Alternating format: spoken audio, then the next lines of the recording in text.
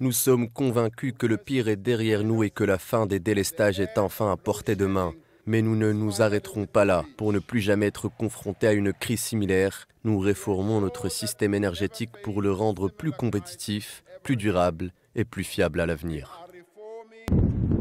Un nouveau modèle énergétique afin d'en finir avec les coupures d'électricité et optimiser le fonctionnement du secteur énergétique. Le président sud-africain Ramaphosa en fait la promesse solennelle lors du discours annuel à la nation. Le pays tente en effet de donner un second souffle à son secteur énergétique et prévoit d'augmenter sa production d'énergie nucléaire.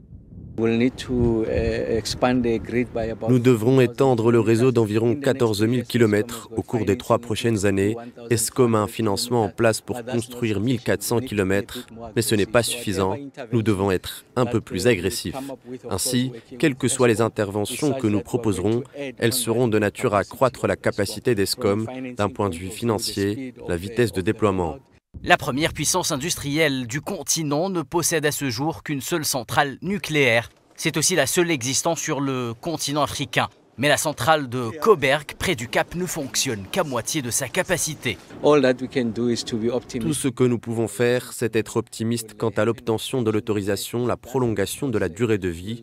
Si ce n'est pas le cas, nous mettrons bien sûr en place des mesures alternatives. Bien sûr, si ce n'est pas le cas, cela signifie que nous perdrons près de 1960 MW au total. C'est la raison pour laquelle la licence a été séparée entre l'unité 1 et l'unité 2. Le gouvernement a annoncé mardi avoir lancé des discussions avec plusieurs fournisseurs potentiels pour l'acquisition de nouvelles unités de production. Il pourrait s'agir de réacteurs conventionnels ou de petits réacteurs modulaires, moins puissants, mais aussi moins coûteux.